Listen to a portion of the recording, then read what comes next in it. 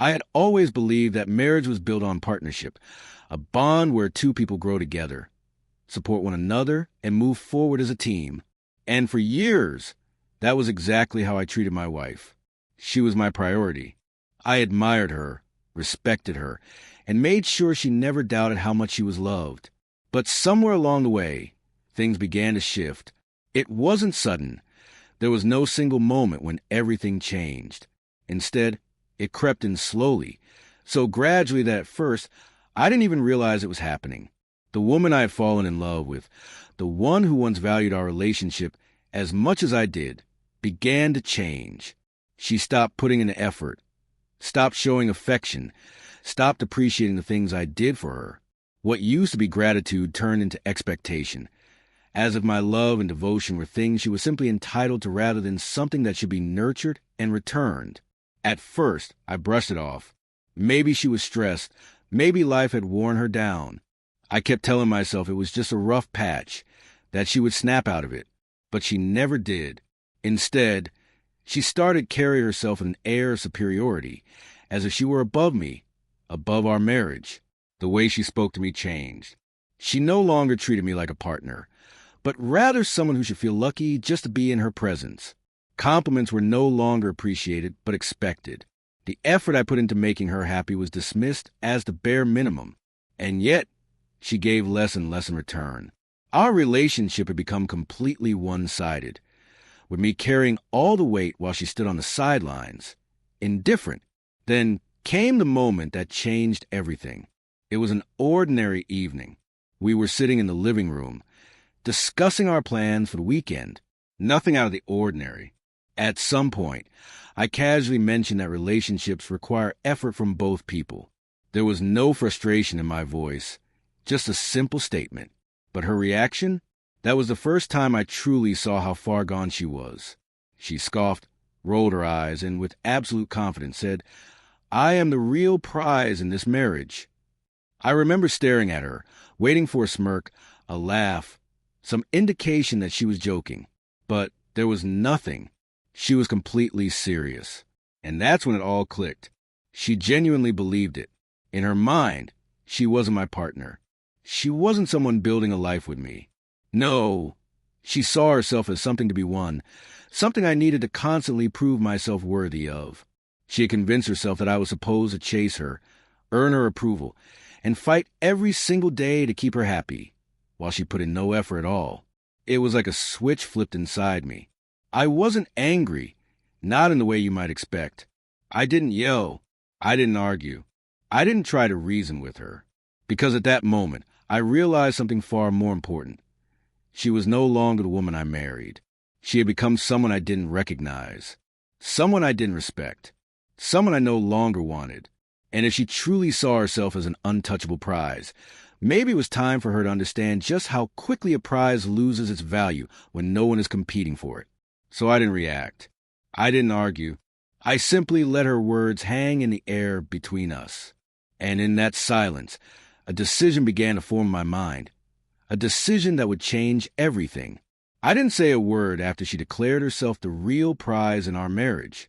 No eye roll, no sigh, no scoff, nothing. I just let it sink in, both for her and for myself. And in that quiet moment, I made up my mind. I wasn't going to keep playing this game. The next morning, I woke up feeling different. Lighter, clearer. It was as if a weight I hadn't even realized I'd been carrying had suddenly been lifted. For the first time in a long time, I understood exactly what I needed to do that 4 years.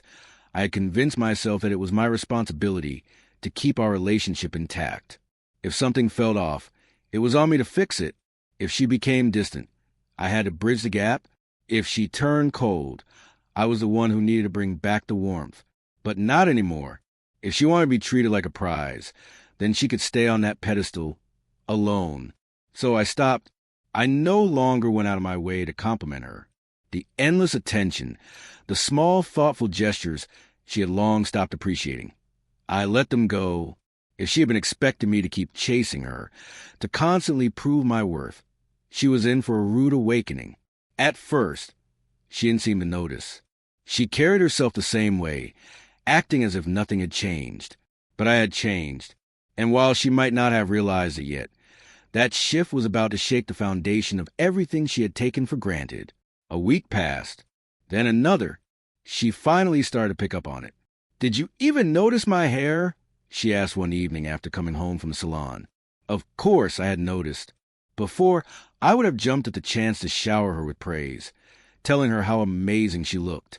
But now, I simply glanced at her, shrugged, and said, "Yeah, looks nice." That was it. No grand admiration. No over-the-top compliments. She blinked, waiting for more.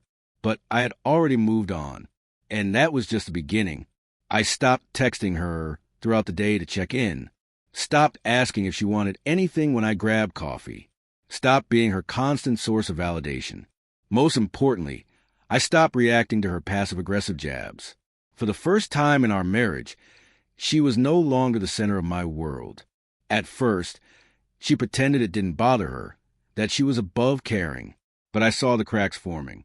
The way she would glance at me, expecting me to cave. The little comments she threw out, hoping I would reassure her. Then, one night at dinner, she finally broke. "You've been acting strange lately," she said, her tone casual, but with an undeniable edge. "Is something wrong?" I took a sip of my drink, met her gaze, and replied, "Nope." She frowned. "You sure?" "Yeah." Silence. She was waiting for me to smooth things over, to comfort her, to take responsibility like I always had. But I wasn't playing that role anymore. For so long, she had acted like I was the lucky one to have her. But now, for the first time, I saw in her eyes, she was beginning to wonder if maybe she had been the lucky one all along. I wasn't just done chasing her. I was done wasting my energy on someone who didn't value it. For years, my focus had been on keeping our marriage afloat, making sure she felt loved, making sure she was happy. But what about me? When was the last time I did something purely for myself? Not to impress her, not to keep the peace, but because I wanted to. I couldn't even remember. So I made a choice. Instead of pouring all my effort into a woman who saw me as beneath her, I redirected that energy inward. The first thing I did was hit the gym. Hard. I had always stayed in decent shape, but over time, I had grown comfortable.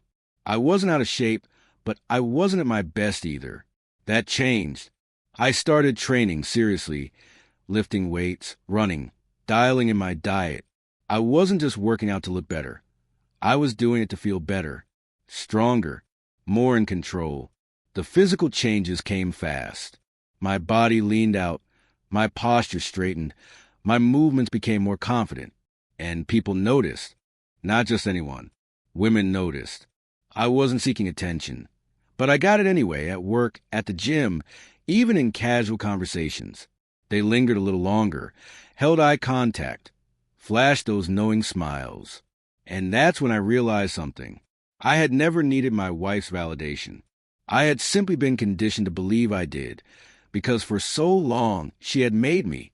For the longest time, I had convinced myself that she was the only woman who truly mattered. But she wasn't. I started dressing better. Not in expensive, flashy clothes, but in well-fitted, stylish outfits that made me feel confident.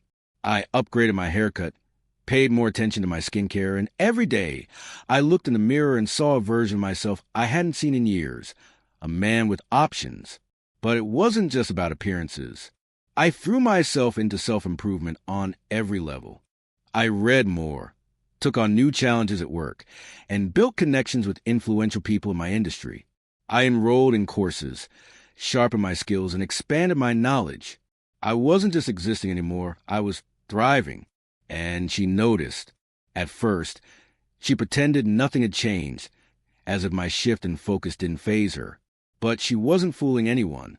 I caught the way her eyes lingered when I got dressed, the way she observed me when she thought I wasn't paying attention.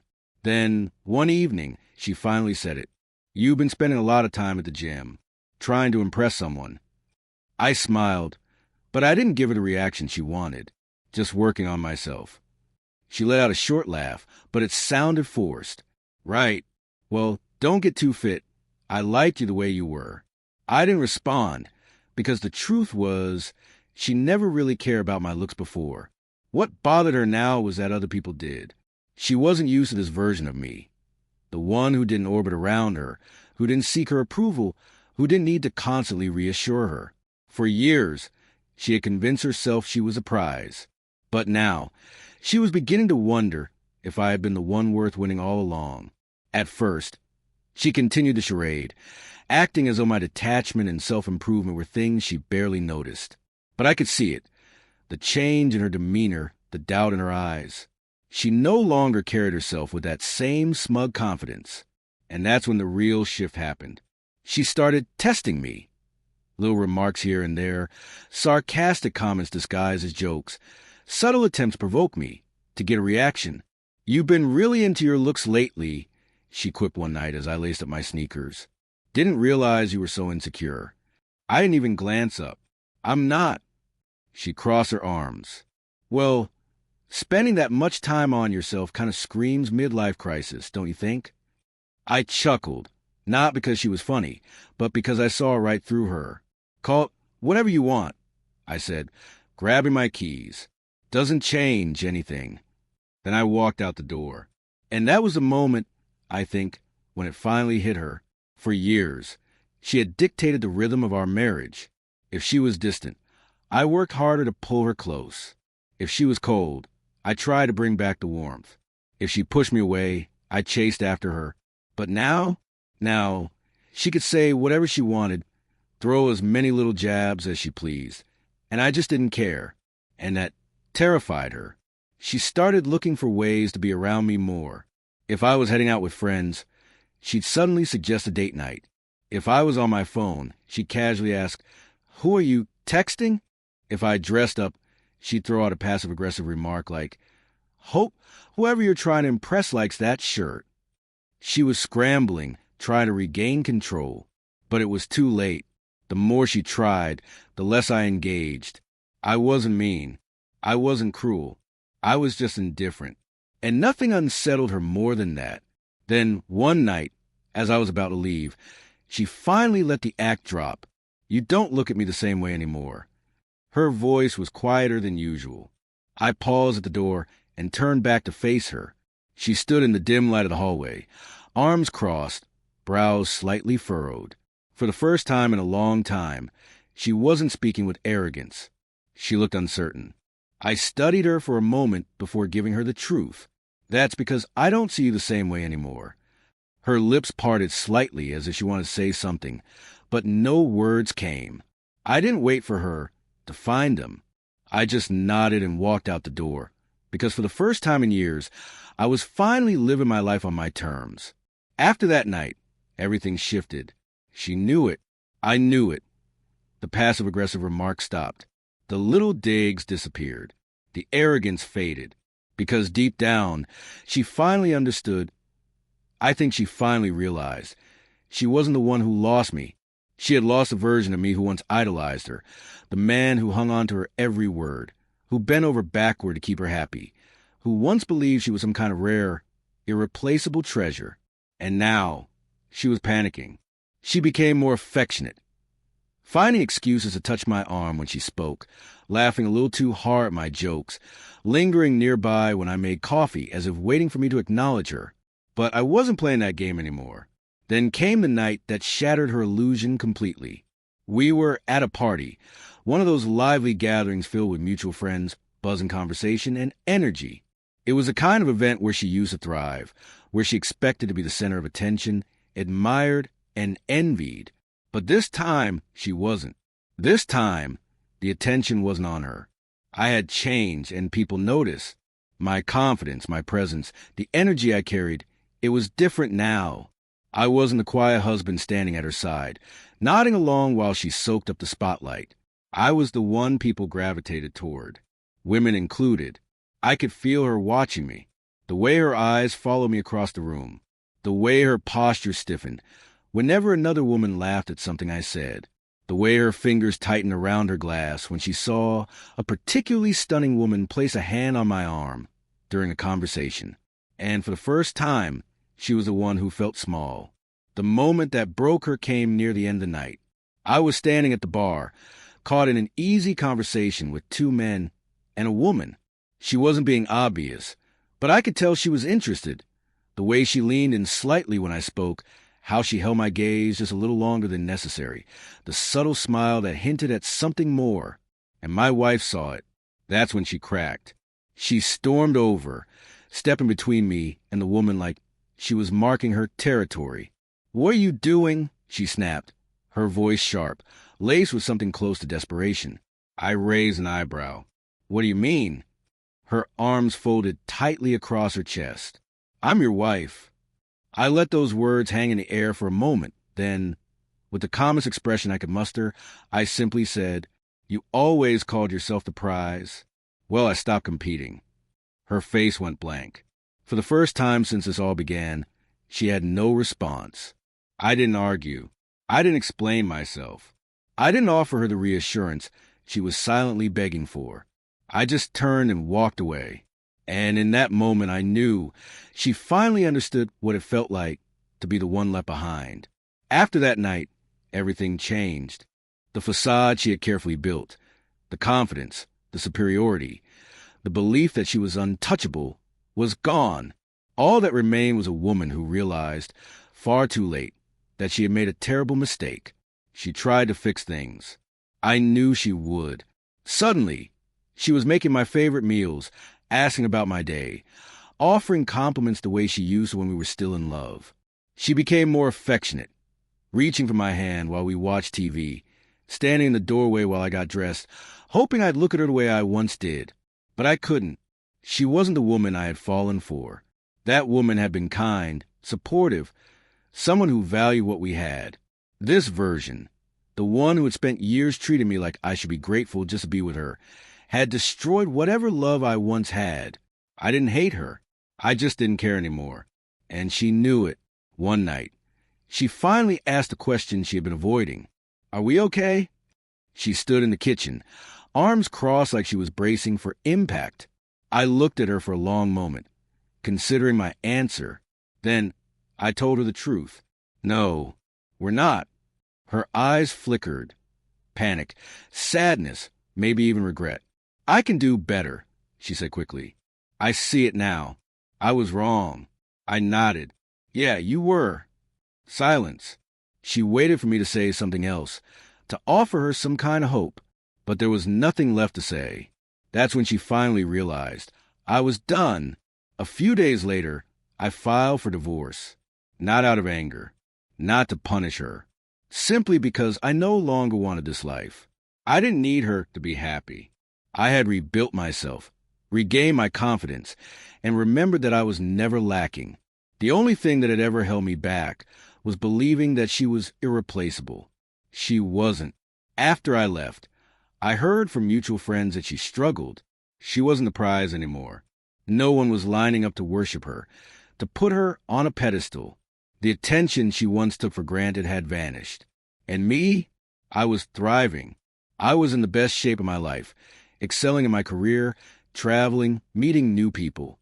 I had options, and for the first time in years, I was truly happy. She thought she was the one worth chasing. But in the end, I was the one who walked away without ever looking back.